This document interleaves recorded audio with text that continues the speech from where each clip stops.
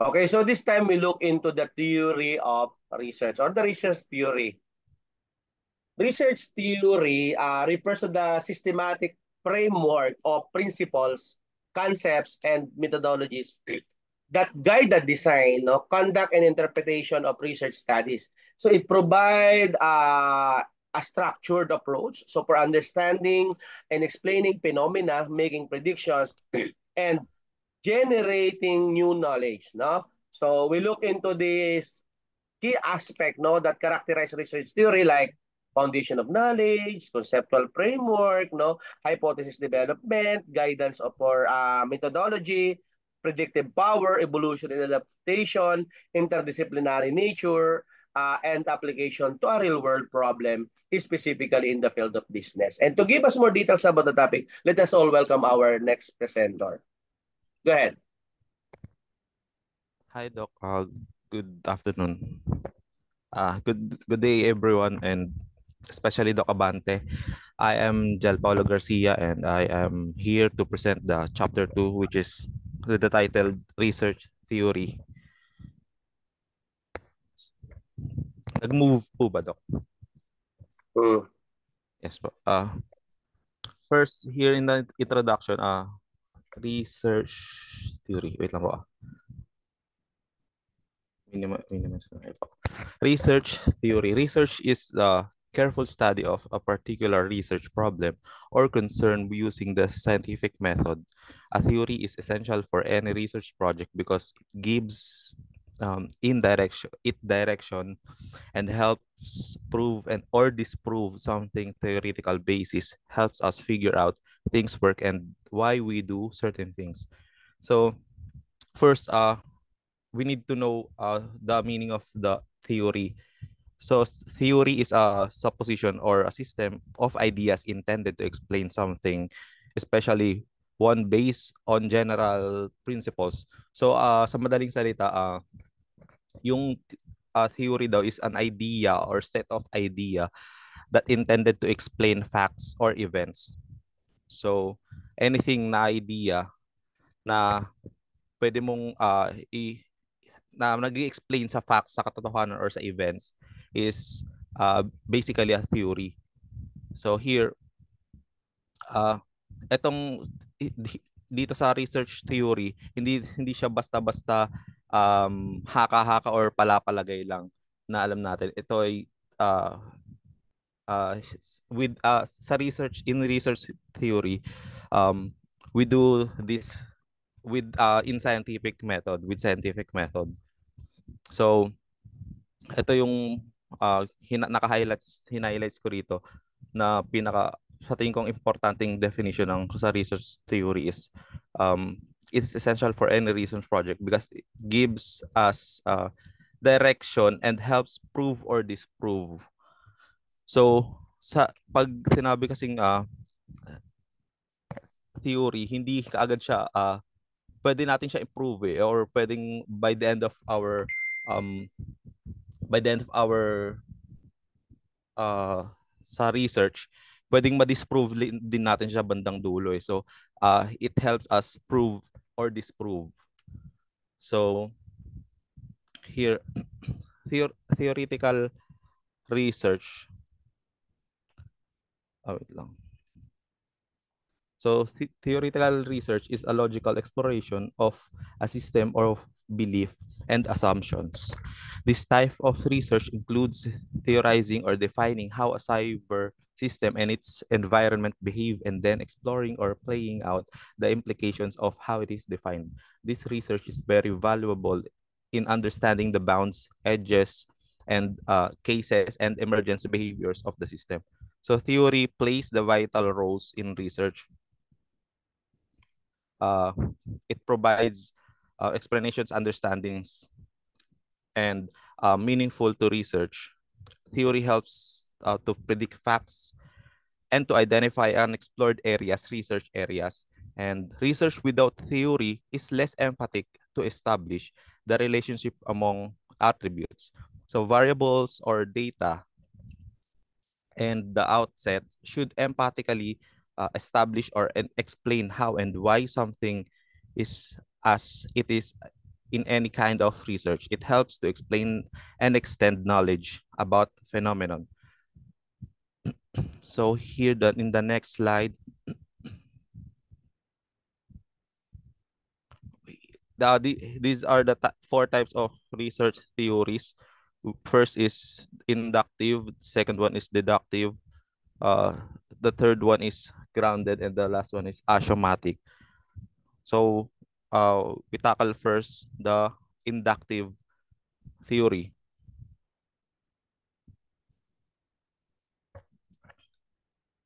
Here, what is inductive research? So inductive research is a method of developing theories or generalizations based on a specific observations or data.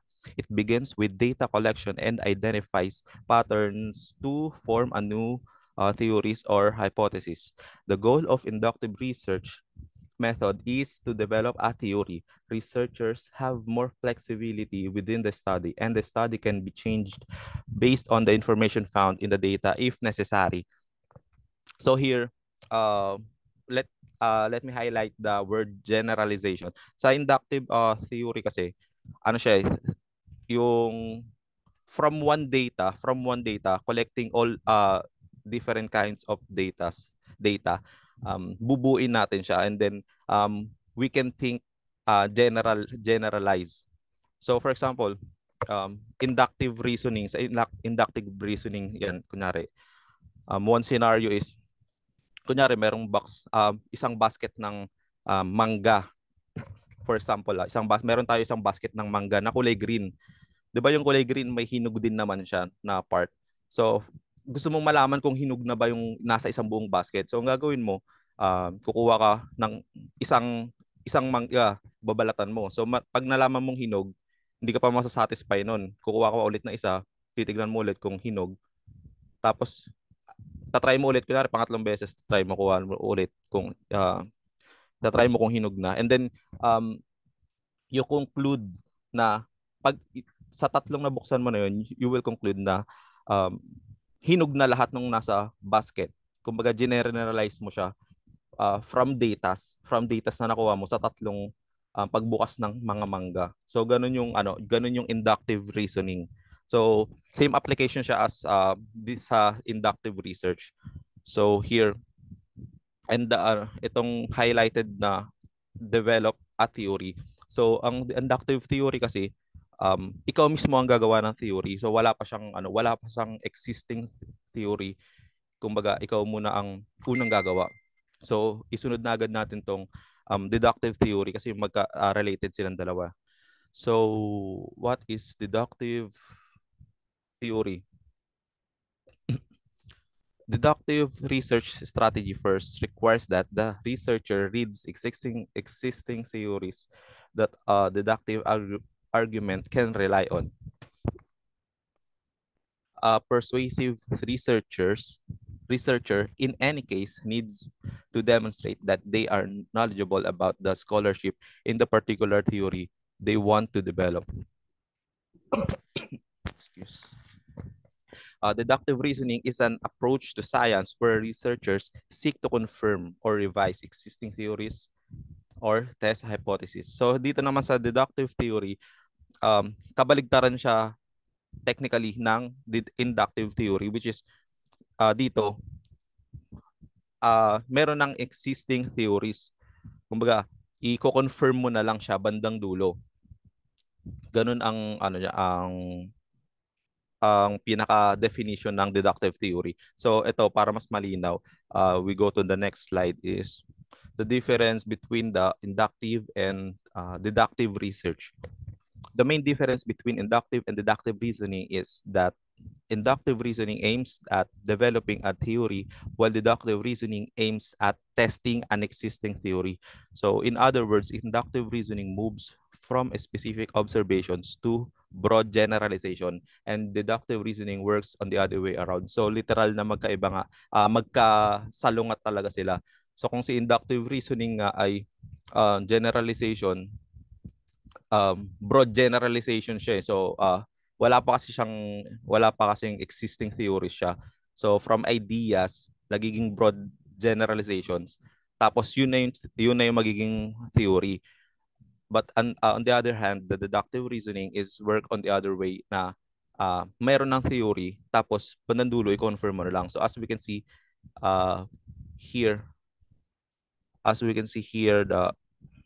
in the picture, ito observation, ito yung ano niya, yung pattern, yung observation pattern, tentative theory. Ito yung sa inductive research, ganito yung step by steps niya. And then sa deductive research naman, theory, nauna yung theory kasi nga meron na existing theories. Tapos hypothesis, observations, and then confirmation na siya sa dulo. So, how's that work? Ito, sa inductive theory. So, nagbuo ako para sa akin lang, theory ko lang na kasi na-observe ko lang kasi ito since nagko-commute ako. So, yun nga sa traffic. Para sa akin, lalo na dito lang sa amin po sa may kanto lang po sa bandang SM Fairview lang po 'yan. So, gabi-gabi every night experience na sobrang traffic niya. So, naisip ko po is it faster to walk na lang kaysa sumakay ka na lang ng tricycle. So, ito yung ito yung observation ko. Is it faster to walk in the midst of heavy traffic rather than waiting for the vehicle to move? So ito yung data ko, ito yung yung observation ko. So, magagather ako ng data na to support my observation. So, ito yung next step is pattern. So, ito, actually sinearch ko talaga to, pero tansya ko mga 1.5 something. So, ito nga 1.4 yung distance ng bahay namin kasi from SM Fairview. So, ito yung data na na magsusupport dito sa observation ko. And then the next one is yung time. Tuwing umuwi ako, siguro mga 5 or mga 7, ganun, 6 to 7, nakakarating na ako dyan. So yun yung simula ng sobrang na talaga, sobrang bigat na traffic. And then ito additional na data natin tong tricycle fare, which is 15 to 50 pesos po kasi sa amin. So pag special 50. Minsan po pagka tumataas pa, nagiging 70 pa yan kapag sobrang wala talagang tricycle. And then here, the third step is tentative hypothesis. So here, magbubuo tayo ng tentative hypothesis. Magagather na tayo ng to support naman itong mga pattern natin. So itong hypothesis kasi based on based on ideas or experience na rin eh. Kasi 'di ba nasabi ko nga every night na-experience ko tong traffic na to ng ganitong oras. So na-experience ko siya siguro mga 15 to 20 minutes. Minsan nga umabot pa ako parang 30 minutes lang mula SM Fairview hanggang sa bahay. 1.4 kilometers na distance, almost 30 minutes. So ito estimated ko tong na to. Kaya mapupunta siya rito sa hypothesis. And then one time ginawa ko siya, nilakad ko talaga siya. Pero bago ko siya nilakad, sinearch ko muna. So itong sa Google Map na to, ayan, literal yan, ito mismo yung mapa mula SM Fairview hanggang sa bahay namin. So 18 minutes siya sabi sa Google Map. Pero nung nilakad ko siya, siguro nakuha ko lang siya mga less than 15 minutes eh. Siguro mabilis lang yung lakad ko or ano. So ganun lang siya kabilis. So therefore, yung theory ko na mas mabilis talaga siyang maglakad dito sa distance na to ng 1.4 kilometer from SM Fairview hanggang sa bahay namin kaysa sumakay ka ng tricycle within this time na 5 to 7 p.m. So yun yung naging theory ko. So ganito mag-build ng inductive theory. So on the other hand naman, sa deductive theory, baligtad lang natin. So itong theory na to ay ayan, na to, prove na to, na theory na siya na mas mabilis maglakad kaysa mag-rent ng tricycle ng alas 7, alas 5 hanggang alas 7 ng gabi due to heavy traffic. So yan na yung teorya. So hypothesis. So kanina napansin nyo, tentative pa lang yung hypothesis natin, di ba kanina? Tentative. So hindi pa siya final hypothesis. So pagdating dito sa deductive theory, magiging ano na siya, hypothesis na siya talaga kasi nagawa ko na siya, na ano ko na siya, nalakad ko na. Nung una kasi sinearch ko pa lang sinearch ko pa lang siya which is 18 minutes nga, 'di ba, nakalagay dun sa Google Map. So ito, nilakad ko na talaga siya. So ano na siya, matatag na hypothesis na siya para sa akin. So, ang observation ko naman, next step dito sa deductive is observation. Yung observation ko naman, yan, ito lang. Siyempre, pagod ka sa binti, masakit sa binti.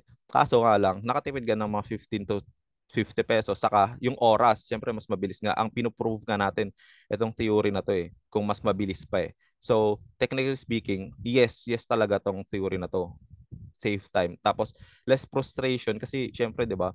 Ipit ka sa traffic, ganun din.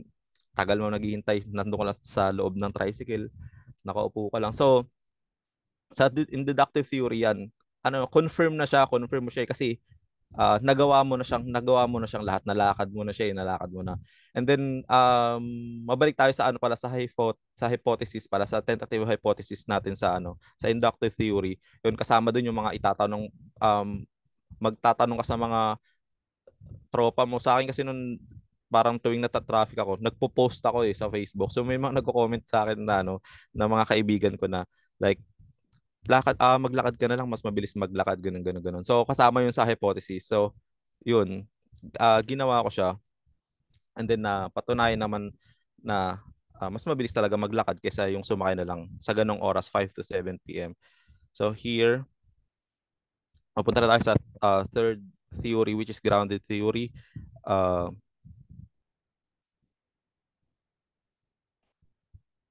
Here, the grounded theory. The grounded is a well-known methodology employed in many research studies. Grounded theory sets out the discover or construct theory from data systematically obtained and analyzed using comparative analysis. So sa grounded theory, gusto kong tandaan nyo yung keyword na data. So basta magmumula kasi ang research natin sa grounded theory sa isang single data lang talaga siya. So paano gumagana yung grounded theory? Ganito lang siya. So simple lang siyang tignan, data collection, data analysis, tapos makakabuo ka na ng theory, makagawa ng theory. Pero simple lang siyang tignan, pero sobrang matagal siyang gawin actually. Para sa akin, ito yung pinakamahirap na theory sa apat. Tapos kasi ito yung number one is data collections are analysis are cyclical.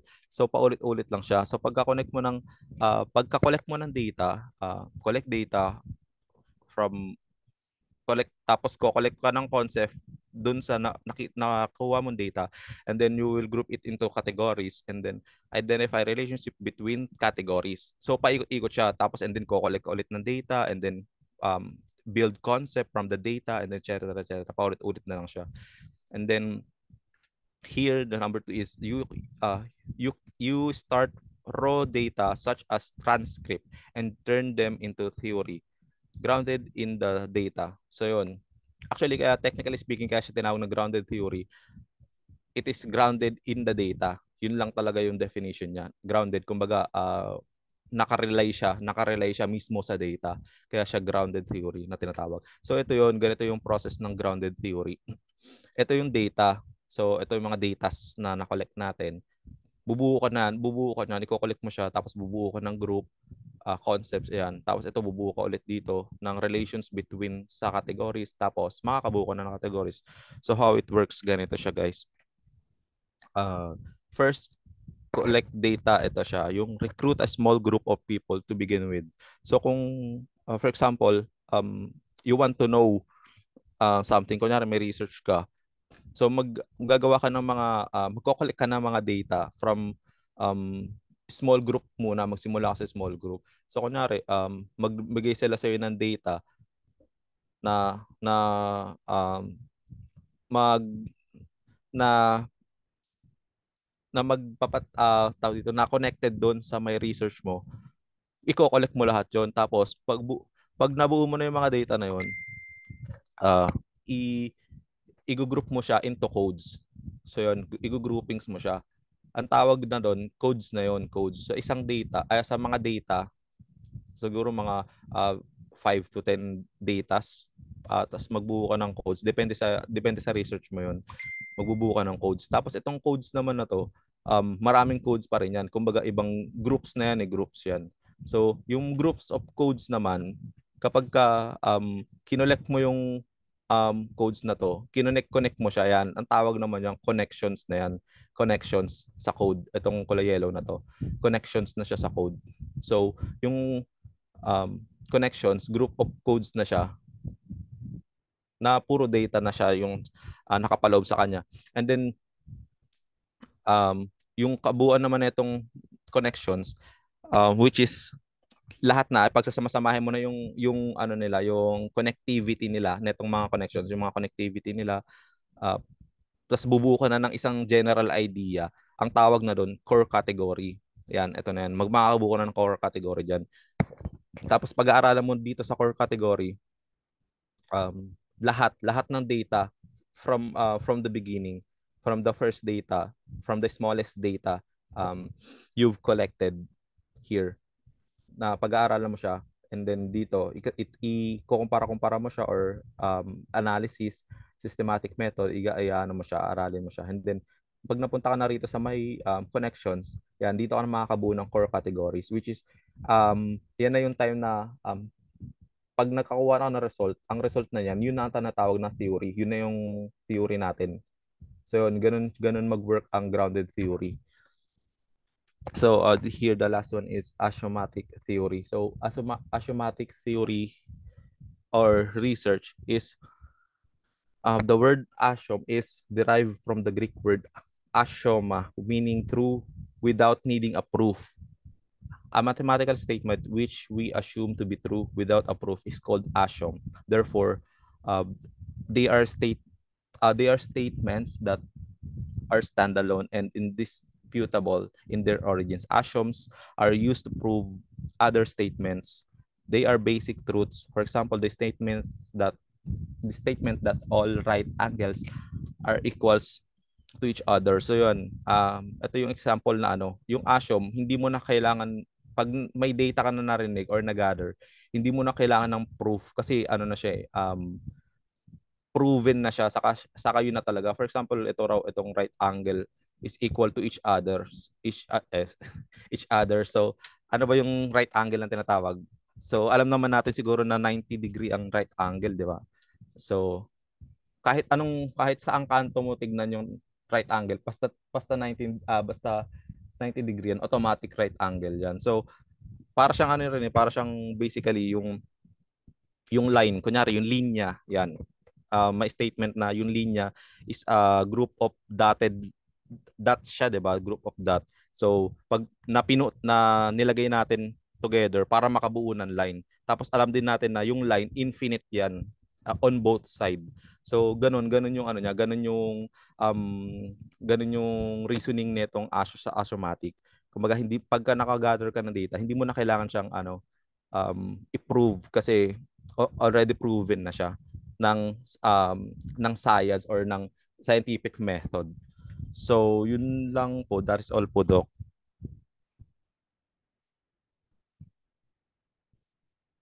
Thank you po.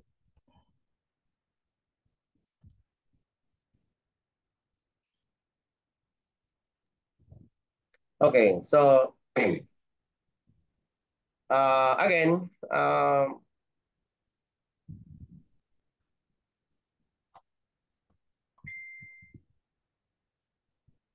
in the field of business administration, research theory provides a structured framework for understanding, analyzing, and exploring various aspects of organizational behavior, management practices, and business strategies. One key aspect of research theory in business administration is the development and refinement of theoretical frameworks. Now, these frameworks serve as conceptual models that help researchers actually organize and structure their inquiries, providing a basis for investigating complex business phenomena. Research theory plays a crucial role, no, in hypothesis development because it assists researchers, no, in formulating testable statements or hypotheses, no, based on existing theories or empirical evidence. And this hypothesis guide the research process, no, directing the collection and analysis of data to draw a meaningful conclusions about a specific aspect of business management.